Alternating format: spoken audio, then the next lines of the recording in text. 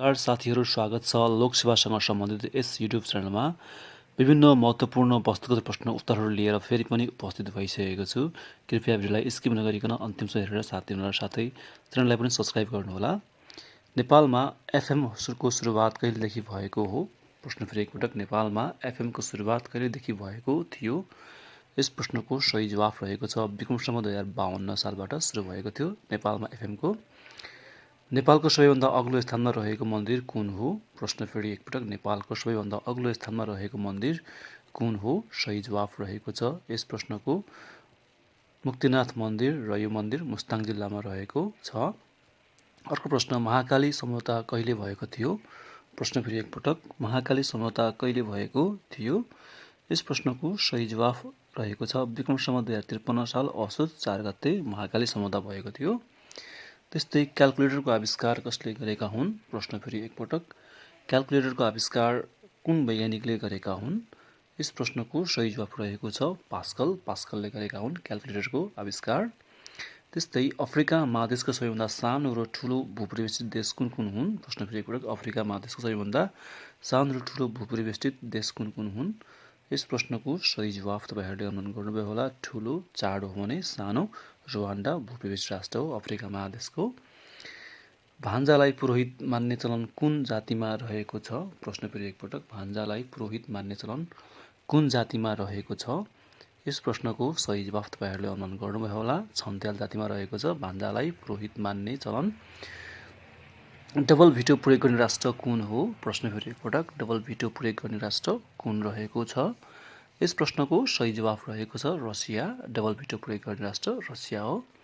त्यस्तै अर्को प्रश्न, विक्रमसम्म 2078 को जनगणना अनुसार नेपालमा सबैभन्दा कम जनसङ्ख्या भएको जाति कुन हो? 2078 को जनगणना अनुसार नेपालमा सबैभन्दा कम जनसङ्ख्या भएको जाति कुन हो? प्रश्नको सही जवाफ रहेको छ नुराङ जाति नेपालको सबैभन्दा कम जनसङ्ख्या भएको जाति हो। संयुक्त राष्ट्रसङ्घको पहिलो महिला महासचिव को हुनुहुन्छ? प्रश्न फेरि एकपटक, संयुक्त राष्ट्रसङ्घको पहिलो महासचिव को हुनुहुन्थ्यो? सही जवाफ रहेको छ विजयलक्ष्मी, र उनी भारतका नागरिक थिइन्। त्यस्तै कुन महासागरलाई तेलको महासागर भनेर चिनिने गर्दछ? प्रश्न फेरि एकपटक, कुन महासागरलाई तेलको महासागर भनेर चिनिने गर्दछ? यस प्रश्नको सही जवाफ रहेको छ हिन्द महासागर।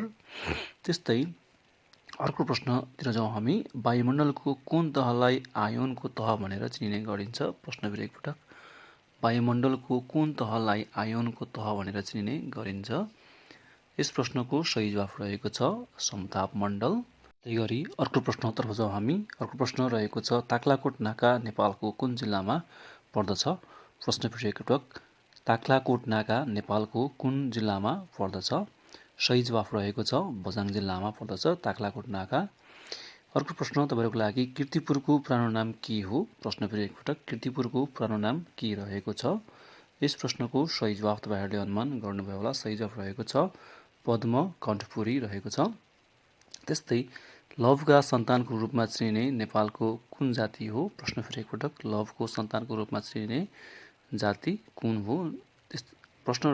यस प्रश्नको सही जवाफ रहेको छ चेपाङ जाति।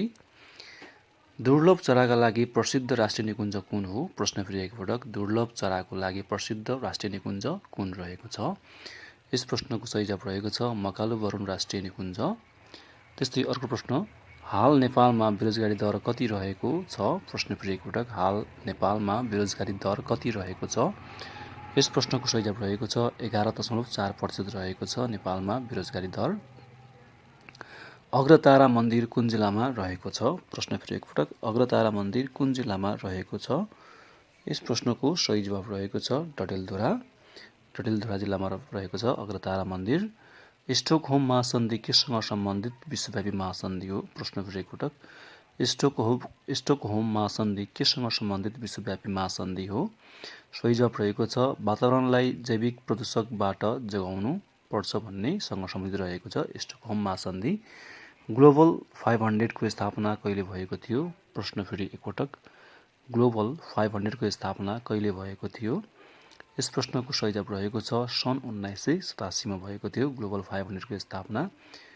जलवायु आपतकालीन घोषणा गर्ने पहिलो देश कुन हो? प्रश्न फेरि एकपटक, जलवायु आपतकालीन घोषणा गर्ने पहिलो देश कुन हो? यस प्रश्नको सही जवाफ रहेको छ बेलायत। त्यस्तै गरी अर्को प्रश्नतर्फ जाउँ हामी। नेपाल र युरोपेली सङ्घबीच कूटनीतिक सम्बन्ध कहिले कायम भएको थियो? प्रश्न फेरि एकपटक, नेपाल र युरोपेली सङ्घबीच कूटनीतिक सम्बन्ध कहिले कायम भएको थियो? यस प्रश्नको सही जवाफ तपाईँहरूले अनुमान गर्नुभयो होला। सही जवाफ रहेको छ सन् 1975 मा भएको थियो नेपाल र युरोपेली सङ्घबीच कूटनीतिक सम्बन्ध। विश्वको सबैभन्दा अग्लो झरना एन्जेल झरना कुन देशमा रहेको छ? प्रश्न फेरि एकपटक, विश्वको सबैभन्दा अग्लो झरना एन्जेल झरना कुन देशमा रहेको छ? जवाफ हो भेनेजुएला र यसको उचाइ 969 किलोमिटर अग्लो रहेको छ। चाँदनी शाह कसको साहित्यिक नाम हो? प्रश्न फेरि एकपटक, चाँदनी शाह कसको साहित्यिक नाम हो? सही जवाफ रहेको छ रानी ऐश्वर्या शाहको।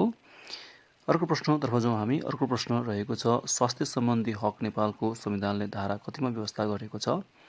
स्वास्थ्य सम्बन्धी हक नेपालको संविधानले धारा कतिमा व्यवस्था गरेको छ? यस प्रश्नको सही जवाफ रहेको छ धारा 35 मा। त्यस्तै अर्को प्रश्नतर्फ जाउँ हामी। गोपाल वंशको शासनकालमा कतिजना राजाहरूले शासन गरेका थिए? प्रश्न फेरि एकपटक, गोपाल वंशको शासनकालमा कतिजना राजाहरूले शासन गरेका थिए? सही जवाफ रहेको छ 8 राजाहरूले शासन गरेका थिए गोपाल वंशको शासनकालमा। फ्रान्सको राज्य क्रान्तिले जन्माएको शासक को हुन्? प्रश्न फेरि एकपटक, फ्रान्सको राज्य क्रान्तिले जन्माएको शासक को हुन्? यस प्रश्नको सही जवाफ तपाईँहरूले अनुमान गर्नुभयो होला। नेपोलियन बोनापार्ट हो फ्रान्सको राज्य क्रान्तिले जन्माएको शासक। अर्को प्रश्न, नेपाललाई कहिले 3 भौगोलिक क्षेत्र हिमाल पहाड र तराईमा विभाजन गरिएको थियो? प्रश्न फेरि, नेपाललाई कहिले 3 भौगोलिक क्षेत्र हिमाल पहाड र तराईमा विभाजन गरिएको थियो? सही जवाफ रहेको छ यस प्रश्नको विक्रम सम्वत 2018 साल वैशाख 1 गते राजा महेन्द्रद्वारा। पाटन दरबारको पुरानो नाम के हो? प्रश्न फेरि एकपटक, पाटन दरबारको पुरानो नाम के हो? सही जवाफ रहेको छ मणिगल, पाटन दरबारको पुरानो नाम। अर्को प्रश्न, नेपाल र भारतबीच कतिवटा व्यापारिक नाकाहरू रहेका छन्? प्रश्न फेरि, नेपाल र भारतबीच कतिवटा व्यापारिक नाकाहरू रहेका छन्? यस प्रश्नको सही जवाफ रहेको छ 17वटा व्यापारिक नाकाहरू रहेको छ नेपाल र भारतको बिचमा। सुगौली सन्धि हुनुअघि नेपालको क्षेत्रफल कति रहेको थियो? प्रश्न फेरि, सुगौली सन्धि हुनुअघि नेपालको क्षेत्रफल कति रहेको थियो? सही जवाफ हो 2,04,917 वर्ग किलोमिटर रहेको थियो। दनुवार जातिको मुख्य बसोबास स्थल कुन हो? प्रश्न फेरि, दनुवार जातिको मुख्य बसोबास स्थल कुन हो? यस प्रश्नको सही जवाफ रहेको छ सिन्धुली, सिन्धुली जिल्ला रहेको छ। त्यस्तै बिपा सम्झौतामा हस्ताक्षर गर्ने व्यक्ति को हुन्? प्रश्न फेरि एकपटक, बिपा सम्झौतामा हस्ताक्षर गर्ने व्यक्ति को हुन्? यस प्रश्नको सही जवाफ रहेको छ डाक्टर रामवरण यादव, बिपा सम्झौतामा हस्ताक्षर गर्ने व्यक्ति। भियेना महासन्धि र मोन्ट्रियल प्रोटोकलको मुख्य उद्देश्य के हो? प्रश्न फेरि, भियेना महासन्धि र मोन्ट्रियल प्रोटोकलको मुख्य उद्देश्य के हो? यस प्रश्नको सही जवाफ रहेको छ ओजोन तहको संरक्षण। अर्को प्रश्न, नेपालमा कति जातका पक्षीहरूको शिकार गर्ने व्यवस्था रहेको छ? प्रश्न फेरि, नेपालमा कति जातका पक्षीहरूको शिकार गर्ने व्यवस्था रहेको छ? यस प्रश्नको सही जवाफ रहेको छ 8 प्रजातिका पक्षीहरू। त्यस्तै गरी अर्को प्रश्न, अमेरिकाको स्वतन्त्र सङ्ग्राममा विद्रोहीहरूलाई सबैभन्दा बढी सहयोग गर्ने देश कुन हो? प्रश्न फेरि एकपटक, अमेरिकाको स्वतन्त्र सङ्ग्राममा विद्रोहीहरूलाई सबैभन्दा बढी सहयोग गर्ने देश कुन हो? यस प्रश्नको सही जवाफ रहेको छ फ्रान्स, फ्रान्सले सबैभन्दा बढी सहयोग गरेका थिए। पर्वतको प्राचीन नाम के हो? प्रश्न फेरि एकपटक, पर्वतको प्राचीन नाम के हो? यस प्रश्नको सही जवाफ रहेको छ कुसुमपुरी, कुसुमपुरी पर्वतको प्राचीन नाम हो। कोशी सम्झौता कहिले भएको थियो? प्रश्न फेरि एकपटक, कोशी सम्झौता कहिले भएको थियो? सही जवाफ अनुमान गरिसक्नु होला विक्रम सम्वत 2011 वैशाख 12 गते भएको थियो कोशी सम्झौता। अर्को प्रश्न, पाताल भीमसेन गुफा कुन जिल्लामा रहेको छ? प्रश्न फेरि एकपटक, पाताल भीमसेन गुफा कुन जिल्लामा रहेको छ? यस प्रश्नको सही जवाफ रहेको छ बैतडी जिल्ला। अर्को प्रश्नतर्फ जाउँ हामी। राष्ट्रिय जनगणना 2078 अनुसार नेपालको पुरुष साक्षरता कति रहेको छ? प्रश्न फेरि, राष्ट्रिय जनगणना 2078 अनुसार नेपालको पुरुष साक्षरता कति प्रतिशत रहेको छ? सही जवाफ रहेको छ 83.6% रहेको छ पुरुष साक्षरता। सेतो हात्तीको देश भनेर कुन देशलाई चिनिन्छ? प्रश्न फेरि एकपटक, सेतो हात्तीको देश भनेर कुन देशलाई चिनिन्छ? यस प्रश्नको सही जवाफ रहेको छ थाइल्यान्ड।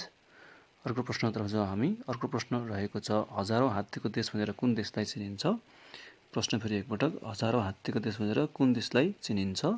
यस प्रश्नको सही जवाफ तपाईँहरूले अनुमान गर्नुभयो होला। सही जवाफ हो लाओस।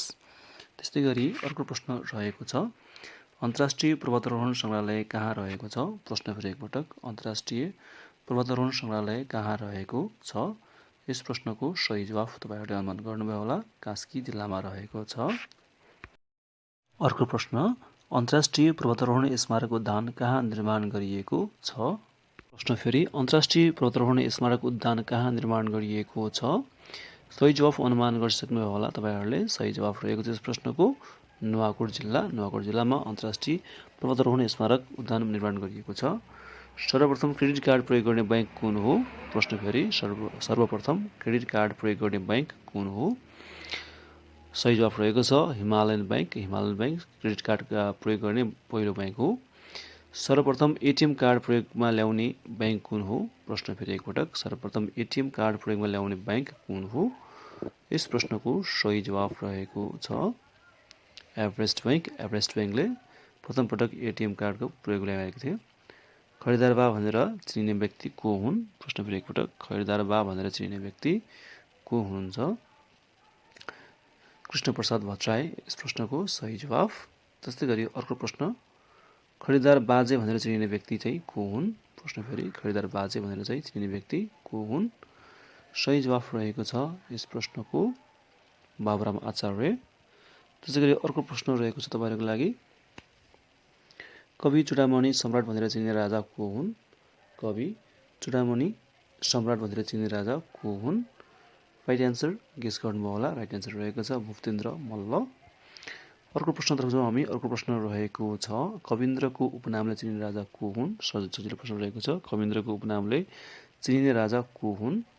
यस प्रश्नको सही जवाफ रहेको छ प्रताप मल्ल। प्रताप मल्ललाई कविन्द्रको उपनाम दिएको छ। तान्त्रिक शक्तिद्वारा तलेजु भवानीसँग पासा खेल्ने राजा को हुन्? तान्त्रिक शक्तिद्वारा तलेजु भवानीसँग पासा खेल्ने राजा को हुन्? यस प्रश्नको सही जवाफ रहेको छ जगतज्योति मल्ल। तलेजु भवानीसँग पासा खेल्ने राजा जगतज्योति मल्ल हुन्। तान्त्रिक शक्तिद्वारा काल भैरवलाई हँसाउने राजा को हुन्? तान्त्रिक शक्तिद्वारा काल भैरवलाई हँसाउने राजा को हुन्? यस प्रश्नको सही जवाफ अनुमान गरिसक्नुभयो होला। सही जवाफ रहेको छ प्रताप मल्ल। त्यस्तै गरी अर्को प्रश्न तपाईँहरूको लागि, इन्द्र जात्राको सुरुवात गर्ने राजा को हुन्? प्रश्न फेरि, इन्द्र जात्राको सुरुवात गर्ने राजा को हुन्? यस प्रश्नको सही जवाफ तपाईँहरूले अनुमान गरिसक्नुभयो होला। सही जवाफ रहेको छ गुणकाम देव। फेरि अर्को प्रश्न हेरौँ, इन्द्र जात्रामा कुमारीको रथ घुमाउने प्रचलन चलाउने राजा को हुनुहुन्छ? प्रश्न फेरि, इन्द्र जात्रामा कुमारीको रथ घुमाउने प्रचलन चलाउने राजा को हुनुहुन्छ? यस प्रश्नको सही जवाफ रहेको छ जयप्रकाश मल्ल। त्यस्तै इन्द्र जात्रामा लिङ्गो गाड्ने चलन चलाउने राजा को हुनुहुन्छ? प्रश्न फेरि, इन्द्र जात्रामा लिङ्गो गाड्ने चलन चलाउने राजा को हुनुहुन्छ? यस प्रश्नको सही जवाफ रहेको छ प्रताप सिंह शाह। प्रताप सिंह शाहद्वारा इन्द्र जात्रामा लिङ्गो गाड्ने चलन चलाउनु भएको थियो। नेपाली राजनीतिका शकुनी भनेर कसलाई चिनिन्छ? प्रश्न फेरि, नेपाली राजनीतिका शकुनी भनेर कसलाई चिनिन्छ? सही जवाफ अनुमान गरिसक्नुभयो होला। सही जवाफ रहेको छ ऋषिकेश शाह। फेरि पनि अर्को प्रश्न हेरौँ, नेपाली राजनीतिका चाणक्य भनेर कसलाई चिनिन्छ? प्रश्न फेरि, नेपाली राजनीतिका चाणक्य भनेर कुन व्यक्तिलाई चिन्ने गरिन्छ? सही जवाफ रहेको छ सूर्यप्रसाद उपाध्याय। उहाँलाई नेपाली राजनीतिको चाणक्य भनेर चिनिन्छ।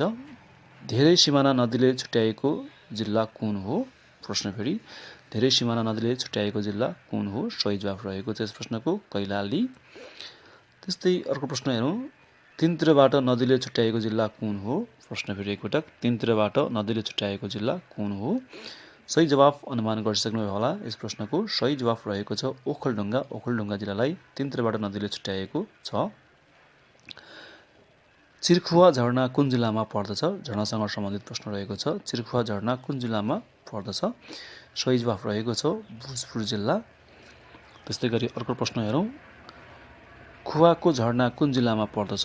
प्रश्न फेरि, खुवाको झरना कुन जिल्लामा पर्दछ? सही जवाफ अनुमान गरिसक्नुभयो होला। सही जवाफ रहेको छ उदयपुर। उदयपुर जिल्लामा खुवाको झरना रहेको छ। महाराज धिराजको पदवी धारण गर्ने राजा को हुनुहुन्छ? प्रश्न फेरि एकपटक, महाराज धिराजको पदवी धारण गर्ने राजा को हुनुहुन्छ? राइट एन्सर रहेको छ यस प्रश्नको अंशुवर्मा। अंशुवर्मालाई महाराज धिराजको पदवी धारण गर्ने राजाको रूपमा मानिन्छ। महाराज धिराज परम भट्टारक उपाधि धारण गर्ने राजा को हुन्? महाराज धिराज परम भट्टारक उपाधि धारण गर्ने राजा को हुन्? यस प्रश्नको सही जवाफ अनुमान गर्न सक्नु होला। सही जवाफ रहेको छ नरेन्द्रदेव। त्यस्तै राजर्षि हुने पहिलो राजा को हुन्? प्रश्न फेरि राजर्षि हुने पहिलो राजा को हुन्? सही जवाफ अनुमान गर्न सक्नु होला। सही जवाफ रहेको छ सिद्धि नरसिंह मल्ल। त्यस्तै गरी अर्को प्रश्न रहेको छ राजर्षि महाराज भनेर चिनिने राणा प्रधानमन्त्री को हुनुहुन्छ? प्रश्न फेरि एकपटक राजर्षि महाराज भनेर चिनिने राणा प्रधानमन्त्री को हुनुहुन्छ? यस प्रश्नको सही जवाफ रहेको छ दुध शमशेर। फेरि पनि प्रश्नतर्फ जाउँ हामी। गण्डक सम्झौता कहिले भएको थियो? प्रश्न फेरि एकपटक ध्यान दिएर सुन्नुहोला। गण्डक सम्झौता कहिले भएको थियो? यस प्रश्नको सही जवाफ रहेको छ विक्रम सम्वत 2016 साल मङ्सिर 19 गते। फेरि पनि अर्को प्रश्न हनुमान ढोकाको पुरानो नाम के हो? हनुमान ढोकाको पुरानो नाम के रहेको थियो? यस प्रश्नको सही जवाफ रहेको छ तुसाहिटी रहेको थियो।